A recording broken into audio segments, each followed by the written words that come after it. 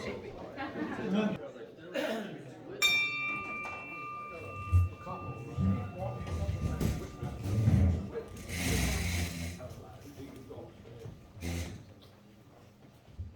got the flag back today. We did. Praise God. I was going to make a comment about that. Oh, I beat you to it. Thanks for stealing it. Good afternoon, Rotarians. Good afternoon. As you will join us as we say the Pledge of Allegiance. I pledge allegiance to the flag of the United States of America and to the republic for which it stands, one nation under God, indivisible, with liberty and justice for all. Emil, will you also say the prayer for us? Yes, I will. Thank you. We're thankful for the flag being back. Amen. Lord, we thank you for all the blessings in life and the opportunity to be together here with Rotary. Bless this food to our bodies, bless to your service, and help us to seek to learn more about the Rotary Foundation today as well. In Jesus' name we pray. Amen. Amen. You may be seated.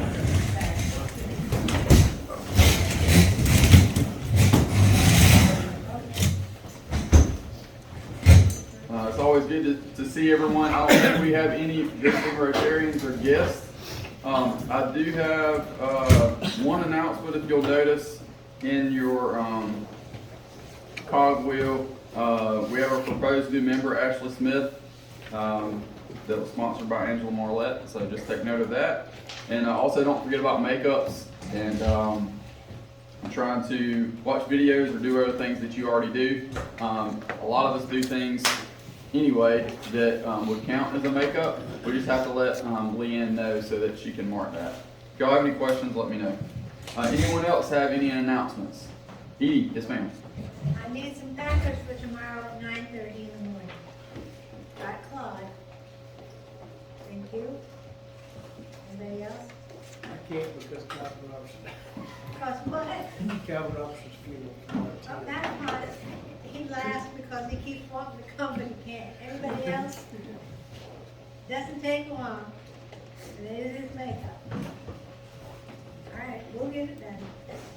Thank you, Edie. Anyone else have any announcements? Okay. Matt, would you be willing to do Happy Bucks for us? We'll start with you. Go ahead. All right, what's everybody over here happy for this afternoon? Really good. Okay, for all that we go for. And you're here. What's everybody happy for? Good, I'll be happy for everything he does. Happy I don't have to go. Chad, before he I'm happy that you just started this. started. Here we go. I'm happy because I'm starting to see Christmas lights and all the holiday things. Too early. Yes. What's everybody happy for? I'm happy for the people. Just to be here today. Scott, what you have for? Have a good day. Austin, what do we have for? So happy to the friends. Still out of the way, but what's happening for Jim? For all the veterans. Good. Good cause. Happy to be here. Thank you. Happy to Bill. run his great barbecue. Happy for Earl. Okay. Chop. Thank you. What we have for? Just there. Ray's barbecue. Everybody like the barbecue over there, Ray? Happy to have y'all. Thank you.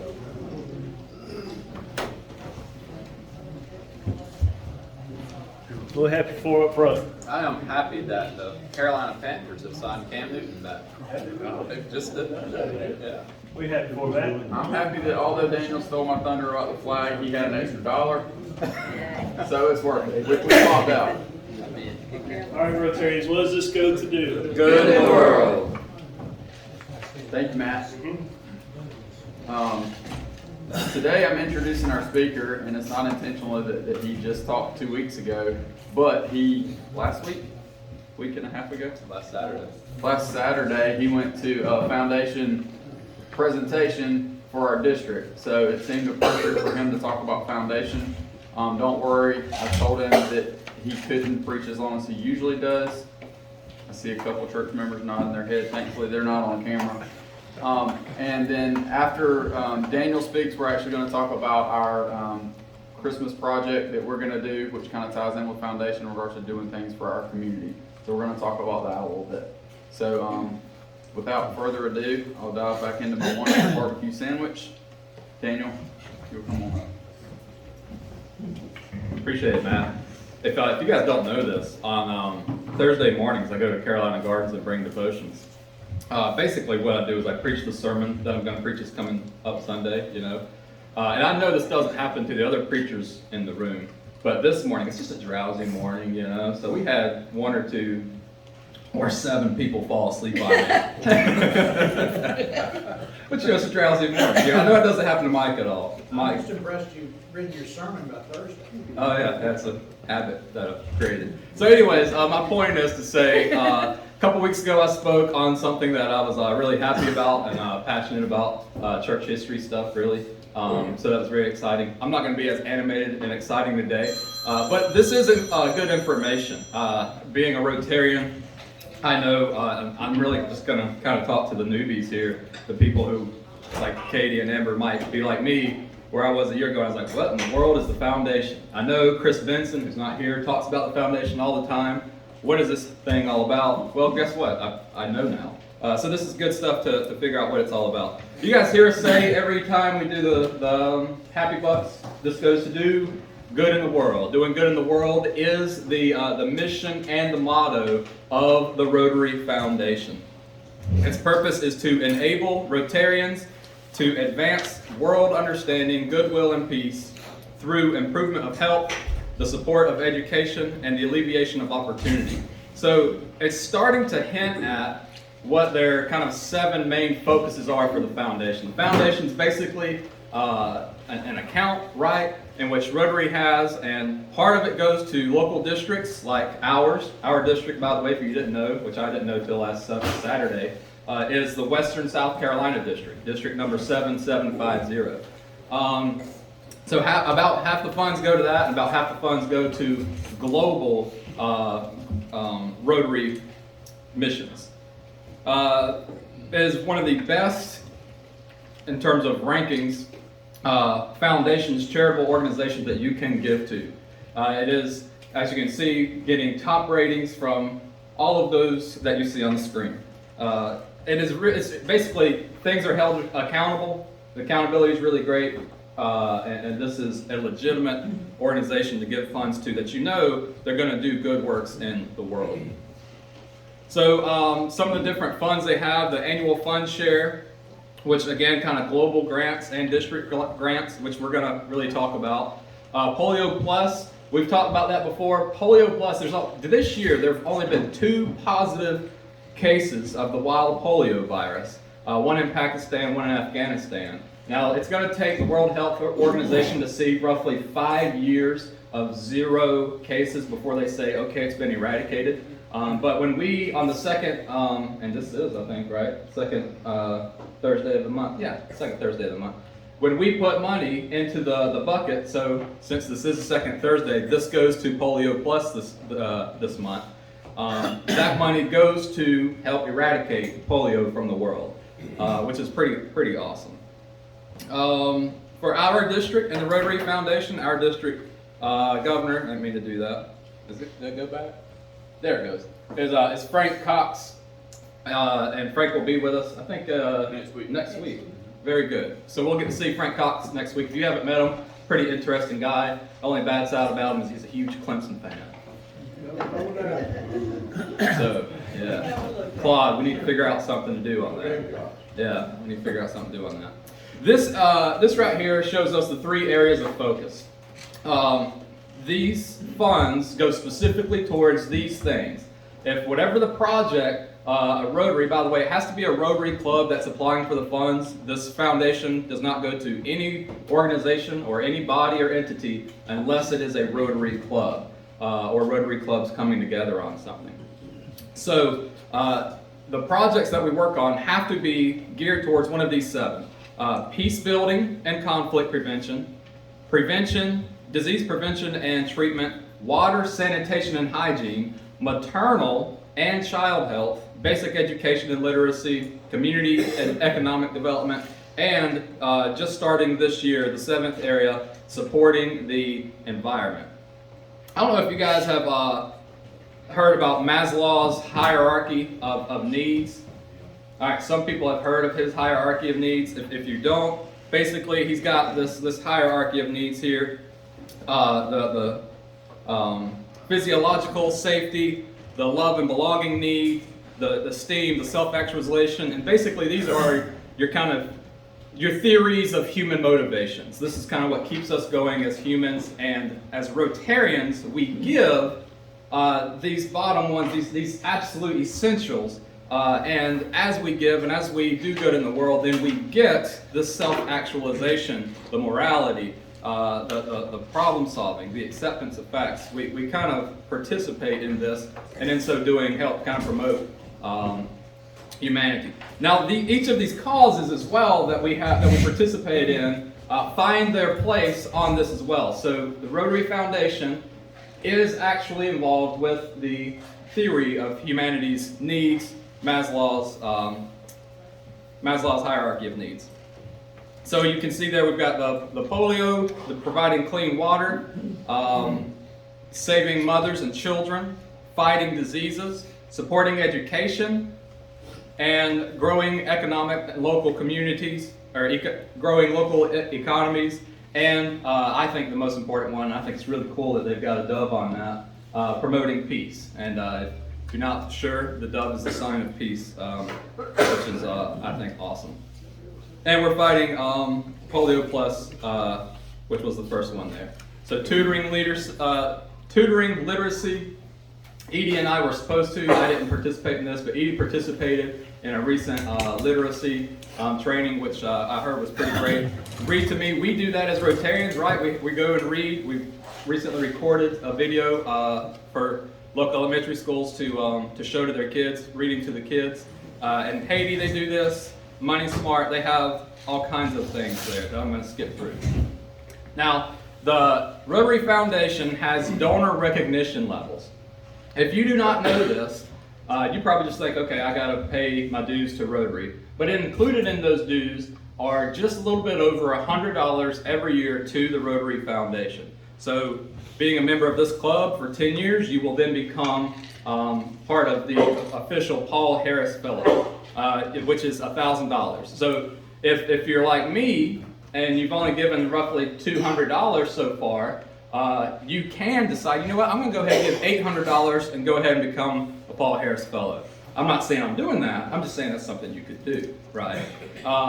But either way, once you become that, the reason we have this, at least $100, we have, and you can see on the back of your cogwheel, plenty of people, whether you are a Paul Harris Fellow or not. You can, it's got a little diamond there, I think. And some people are like Paul Harris Fellow times 2 or 3. And some people are Paul Harris Fellow times 15, because that's, they've been in Rotary this long. But regardless, once you become a Paul Harris Fellow, to remain a sustaining member, you have to give at least $100 minimum per year to this foundation, and that is what we're doing there. You can also become a major donor, which is $10,000 out of lifetime contributions, and you can become a member of the Arch Clump Society, which I don't think any of us are going to become members of. $250,000 out of the lifetime contributions. You can also make the Rotary Foundation give part of your benefactors, giving them $1,000 at minimum of your estate, or $10,000 at minimum. And there's other things you could do through do these through life insurance, 401ks, etc. It's basically a non-profit, if you will, organization, the Rotary Foundation. That's part of Rotary. That's whole purpose is to empower Rotarians to do good in the world, because the funds only go towards Rotary clubs. So how are the projects funded? They're through the grants initiated by Rotarians. Again, we just talked about that. And this is how the annual fund share system works. all of the funds that our district collects, 50% of those are going back to the district, and 50%, as well as all the other districts, are going to the Global World Fund. Of that 50%, 2.5% is taken for administration. I think that just started this year, they said Saturday. So before it was, the World Fund was 5%, and the district fund was just completely 50%, nothing going toward admin. But now they've split the admin up between the two funds. So district grants, they're rather simple. They're flexible. They have all kinds of things that you can apply for grants for. We apply for a grant every year. This past year we got a grant, and I think we've done 2, maybe 3 years in a row in which the grants have gone to the packing the snack sacks for the kids, correct? Yeah, the backpacks for the kids. So these are small scale projects for the district level. The foundation expects whatever the project to be able to be done within 1 year's time, and it's going to cost less than $10,000. And they hope these projects to at least either be humanitarian or educational, something like that, with that as its missional focus. And they are awarded every single year. And you can see their applications are due April 30th, so I think we got a little bit of time before we have to apply for the next one. And that one will be under my presidency next year. So some examples of some of the grants that they would have awarded. They gave a Rotary Club used the funds to buy an AED, and that Rotary Club who did that, they were there Saturday, and that actually saved 2 people's lives since they bought that, which I thought was pretty neat. Looking at the age of some people like Jim Moore, we might need to buy one here, right? No, I'm just kidding, Jim. We need to, some other projects, design and implement a local playground. Snack pack program, which is ours up there. We're not the only one in the district who've done that, but some others have done that as well. Literacy program. There's different basically ideas of things that we do good in the world, or for us here in Lawrence, in our local community, that we can apply for some grant money to participate in. The things, in order to receive that grant money, the club must read the priorities, which we've done, choose a project, complete the grant, and by the deadline, and the club has to match the grant dollar for dollar. And for us, our grant eligibility is $2,500. That is the max that we can be granted. So that means we've got to raise $2,500. So whatever the project is, and again, it is the snack sacks, that's at least $5,000 towards that project. And that's not even quite half of what we spend on snack sacks, but that still goes a long way towards helping us to provide food for kids at E.B. Morse Elementary who might go hungry over the weekends. After receiving the grant, they've got some accountability here that the club has to do. Spend the money only after receiving the grant, provide reports, receipts, etc. Just again, this is part of how the Rotary Foundation is considered one of the best ones in the world, because they are accountable. They are trying their best to be concise and on point. Then there are some global grants. Again, these global grants, just like your district grants, they have these same 7 areas of focus: peace building, disease prevention, water and sanitation, maternal and child health, basic education and literacy, community economic development, and again this year now adding supporting the environment. The way the global grant works is a local club, the host club, like Lawrence, I almost said First Methodist Lawrence, like the Rotary Club of Lawrence, partners together with some international partner club. And then the purpose is for us to partner together and work on some kind of project that would do good in the world in that club's community. So these are more of your long-term projects and active, that they really need commitment from Rotarians, that they're going to be active in this project. And the budgets, for the district level, the max is like $10,000. On the global level, the minimum is $30,000. And they really expect some sustainable and measurable outcomes from these projects. So they have a couple of examples that they've done recently in Honduras and in Haiti with some water projects. and a goat farm. Somebody was talking about goats earlier. Okay, Mike over there. Haiti's got a goat farm and a water project as well. These are some examples of what they're doing in the global foundation as well. And here are some neat little pictures as they are making sure the water is getting down the mountain. You can kind of see here, they've got the pipes, and the next one, how they're going down so they can provide water for the community. The Rotary Foundation grants only support projects created and managed by Rotarians and Rotary clubs. This is at least the third time I've said that. So it's not like Daniel Eplee can say, hey, you know, my church has got something great that we're doing here. We've got the food bank, and I'm going to apply for a Rotary Foundation grant. I can't do it. I'm not, you know, the Rotary Club. The Rotary Club has to do that. So we bring this presentation up, I think at least once a year or something like that, talking about the foundation, to encourage you to say, listen, you do not have to do everything in the world by yourself. And I just want to say that to you as a pastor too, right? Like, you don't have to take the world on by yourself. You have other people who want to help you out. And in fact, Rotary wants to help you out. The Rotary Foundation wants to get you involved. If you see something going on in our community here in Lawrence, and you think to yourself, you know, that might be a good thing for us to help out with. And listen, as your president-elect, right, I can tell you, we don't have to apply for funds and designate them towards the snack sack. If you see something else that you think might be a better use for funds, then we can consider that, and we can talk about that. We want people to be thinking about how we can do good in the world. And you're not alone in that. We can partner alongside of each other and do a lot better together than we can on our own. I believe that is my presentation. Thank you, sir.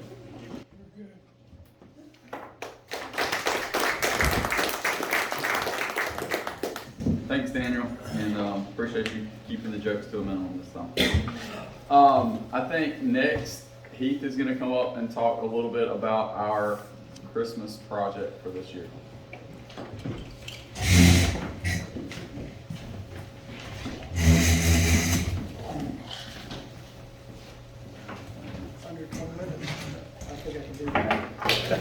Good afternoon, everybody. Knowing Matt has now become I get to do things for Matt every day, I think now. You're welcome. Yeah, calling and everything. I will say this, in my 21 years as a police officer, there are some things that I'm very passionate about. I'm very passionate about needs in our community, and that's kind of been my bread and butter my whole career. I like 3 specific clubs and things that I get involved in. I really like Rotary because of what we do in this community. I like Leadership Lawrence because of what we bring to the community.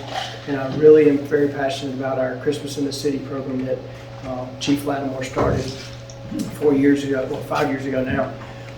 And so each year, we have done toys here to raise in the club. So this year we thought we might do a little competition again and divide up the Rotary Club into 2 teams and kind of compete for who gets the bragging rights of helping out this project. Our Christmas in the City project, like I said, we started 5 years ago. We help kids from 0 to age 17. We don't, if there's a need, we make sure the family gets what they need. Y'all have helped us. We do other fundraising projects throughout the city and throughout the county to help raise money. But what I really like about our project is, and I always brag on my assistant, Paige Burke. She is one of the best, thriftiest shoppers you will ever meet. If you've got a budget, give it to her and let her, and you'll be surprised how far she stretches that budget. But what we do is we take applications for the next 2 weeks. We get a child's name, child's age. A big thing is in our questionnaire we ask, what's your child's favorite color? What's your child's shirt size, pant size, coat, shoe, their favorite character? Because a lot of these kids, they have, whether it's Elsa or Anna or Superman or whoever. We cater ours to shopping for the specific child versus just helping families in need. I think with December the 9th, not midnight, second meeting. That would be the 9th. Yeah. That would be the Can we 9th. skip? That's the 2nd and the 9th. The 9th must be the. Okay. Yes. Yeah, you're right. I was thinking that if we would do this over, if we're done by December the 2nd here, but we can still, if you want to bring toys afterwards, but I would do the competition to December the 2nd. So Paige can see what she can cater from what we bring in to help her in her shopping. Because she will have everything done. We deliver on that Friday, which I think is December 17th. I mean, that's the third one. Let me see my calendar. I know the 2nd is Maybe the 16th. yeah, she will have the families pick up by usually Wednesday the 15th, because they like to try to get them so we can get them out there. And we also, if you know a family that's in need, we have applications. I will bring you applications that you can get to us. And if a family can't travel, we will take the toys to them. We do usually have them pick up here because we like to let the parents put it where they want to put it so they can make Christmas happen. I believe Matt has decided that team-wise we're going to go 1-2, 1-2, 1-2. I'm ready. I can say who it is. Okay, down the line. If there's any questions, y'all have the Just, buy-up can program. you just do a suggestion list? I mean, I know because you see these lists and know, I mean, Yes. you've got 3 weeks to bring stuff in, so can you Yes. just kind of, I can actually have Paige give me a really good suggestion list. I'll get it to Matt to put up to the email to everybody.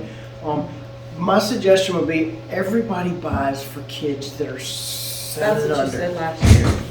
The kids that are age 8 to 17 are the kids that tend to get left out as far as coming up with toys. They like That's why I asked for the water, the Super Soaker water guns, they're kind of age appropriate. We try to avoid buying video games and stuff like that because you don't know who has what in their home life situation. But last year we were able to raise enough money that we did buy some homes that asked for video games. We were able to buy those. Clothing is a big one. If you do have clothing for, children that are 10 to 17 is a big item that is needed. Pants, jackets. If you want to buy jackets for those ages, those are really good items that. Now I know Paige, she will hit up. What's those 3 stores? They sell name brand stuff, but it's not Cole's. Ross's and TJ Maxx. That was the words I was looking for. She goes through there with like a fine tooth comb, and we'll find 90% of the stuff. We also are having a next Friday that will be in front of Walmart for a toy giveaway. I would suggest for our club, for our competition, you bring it here, but you can spread out the word that we will be out front of Walmart that day collecting toys. Like I said, any questions other than? Is it okay to bring money? It is definitely okay to bring money. Everybody says they hate to see me coming because I'm always asking for fundraising money, which is true. But like I said, she shops so well, she will make your dollar really worth every penny that you donate. Now we take toys, we take anything. I'm not picky. If you have something you want to bring, you bring it, and we will find a place and a child for it. And so last year we helped 128 kids in the city, which is pretty good for a small agency, or medium-age suicide rate is less. So, and I greatly thank all y'all for all y'all do. And like I said, yes, sir, Mr. Phil. Who do we make the check out to? You can make it out to the Lawrence City Police Department and in the thing, put Christmas in the City. Okay. So, and for those of you that did help with our golf tournament and help sponsor, we raised over $15,000. So, we did really, really well. Would you rather have cash or does it matter? I would rather have cash, sir, or cash or check, either way. I'm not picky. So I just try to help as many kids, and each year we do have some left over. A lot of that goes to, we've had kids that have had fire, families that have fires, their houses burned and stuff. So we use our Christmas in the City money to help with that. So this is all around really, really good. Project. Good job, sir. Under 20 minutes. That's a copy of the application that you can. Okay. Yep. Thank you, sir. All right, so I'm gonna read off whose team is on what. Congratulations, captains. I nominated you, and I knew you would say yes. So the captains are gonna be Will Walls and/or Love Bailey, and Amber Graydon. Thank you. All right, so this is Amber's team. Joe Babb, Phil Battette, Dr. Cecil Brown, Terry Savetko, myself, Daniel Eplee, this was not rigged, I promise, Jeff Field, Matt Furman, Amber, Katie Hodges, Jonathan Irick, Anthony Lawton, Brett Mitchell, Jim Moore, Robbie Owens, Sarissa Roberts, Michael Seymour, Dr. Short, Bill Teague,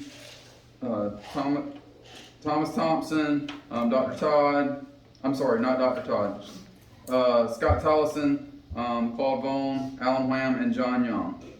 Will Wall / Love Bailey would be Chris Benson, Dr. Byron Brown, Patty Crane, Edie Davis, Chrissy Cofield / Heath, John Ferguson, Emil Finley, Natalie Fleck, Brian Harlan, Barrett Holmes, Leanne Kitchen, Angela Marlette, Mike McCracken, Amanda Munyon, Leon Patterson, Ernie Seegers, Ricky Shearer, Ray Stoddard, Jeff Thomason, Dr. James Todd, Eric Oselton, and Dr. Jim Yarbrough. Okay? Thank you, team captains. Y'all are awesome. Couple other things. Don't forget, next week, District Governor Frank will be here. When he's announced, we need to stand and give him an applause.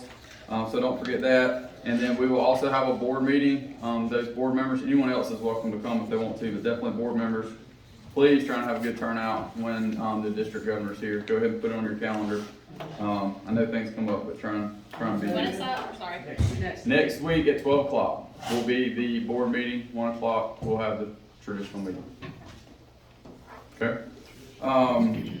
Thank you, Heath, for talking about Christmas in the city. If y'all have questions about any of that, please feel free to ask him or your team captain. Any other questions?